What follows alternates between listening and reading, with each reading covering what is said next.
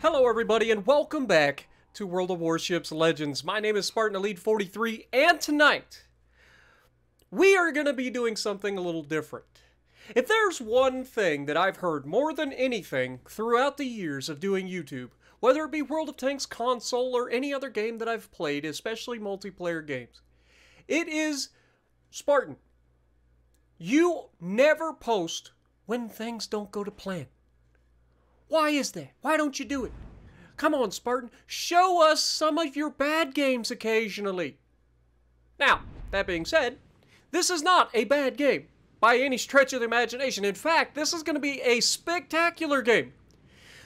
Matched only in how spectacularly I fail at the end. So hopefully you guys are ready. This one's going to be interesting. Oh, don't worry. My teammates are going to try to match my spectacular failure in their own way. It's going to be glorious. Not lengthy. Anyway, with that being said, we're going to jump straight into this. We are in the Schlieffen. That's right. The Schlieffen. We're going Schlieffen. Which means we're going to have fun. This is the only German battleship I enjoy. Yes, the Ruprecht used to be, but then the Ruprecht got nerfed and this thing came out, and I'm just sorry, but I got a new baby, right? That's just how it works. You've been replaced, Ruprecht. Why? Because top tier. Need I say more? But, notice straight off the bat, we have a guy in the Burgoon across from us at the start. His name is Captain Spaulding. I know this man. Not personally, but I know this person from being around long enough. I've seen him on other people's channels. I know the name. It's funny how that works. And so immediately, I'm like, okay, he's going to pull out. He's slightly over angle. We're going to take a shot because you miss all the shots you don't take, right? And you can see at the beginning, I am trying not to be too aggressive here. I'm like, okay, one of my #1 mistakes in this ship and any other German battle cruisers is I tend to be a little too aggressive because daka on the secondaries and torpedoes for days, right? I'm not the only one. Don't judge me. That's just the way it is. Sometimes you got to learn that you've overextended. And that's what this video is all about. Foreshadowing. Anyway, we're going to push forward because we recognize that we have a teammate out on the right. He's about to spawn, right? Speaking of teammate, where did those torpedoes come from? Oh, there's a destroyer who is overextended. This whole match is going to be overextensions. One after, oh my God. Hello, Captain Spaulding. That's not that inaccurate, actually. And that is a good result. We'll take that. You give me that out of a German battleship, especially battle cruiser, I'll take it any day of the week. Now, one thing I need to point out. If you slap the shit out of people, you probably ought to keep an eye on what they decide to do. Because people hold grudges, right? We have royally f***ed this guy up. We've taken over half his hit points. He has not had a chance to do anything yet. He fires at us, gets minimal damage. We just slapped him again. Now he's down to about 1/3 of his hit points, right? So it was at this point, you know, I see him going from right to left. He takes a shot at us. It's a Burgoon. It doesn't do anything. It's pretty boring unless it gets your broadside, right? A Burgoon is not scary unless you are showing it broadside, in which case it's terrifying. Reload booster. Need I say more? But we shot at him, right? We got his attention. Look at the map. What did he do? The last thing he was spotted doing. He's turning around. Now, I, in my infinite wisdom, am like, okay, these guys are distracted. I'm going to move in and try to go for crossfires. I was thinking, it's a Yama. That'd be easy. Oh my God, there's a GK with him. That's less than ideal. But it's GK. It's like 1,000 feet long. It's slow. Okay, they spotted me. Crap. And I'm broadside to whatever it is, which is, shocker, Captain Spaulding. It's almost like we knocked on his door and said, we're just going to forget that we did that. Notice he's heading back this direction. But here, I underestimated the smartness of this GK. He actually fires his guns at somebody else. And then he does the unthinkable. He's like, okay, I'm reversing. There's a torpedo battleship rushing me. I should probably go forward.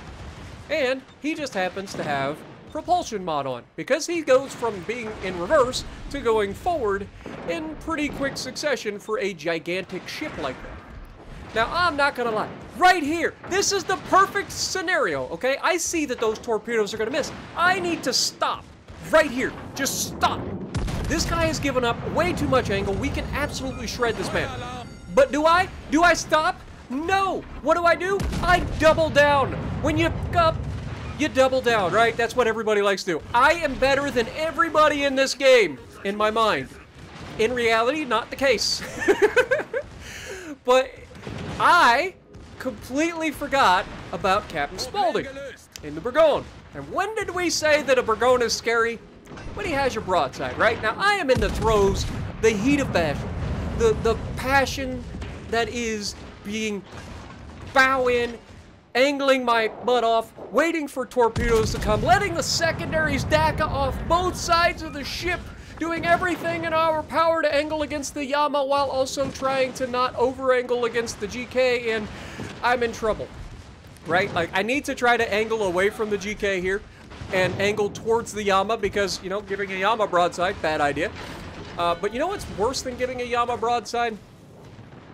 Not paying attention to somebody you took over ouch! Speaking of which, that was not the GK that did that much damage, by the way.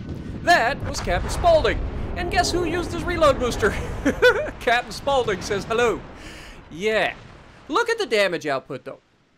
In less than 5 minutes, or a little over 5 minutes, we put up 160,000 damage. And let's be real, most of that came in very short succession against that GK. And the Burgoyne. Not to mention the fires that we got on Yama. Now, it was at this moment that I look and I see another person. I've seen the name. I'm pretty sure they watched the channel. But they are also Anna Schlieffen. And what are they going to do with their life?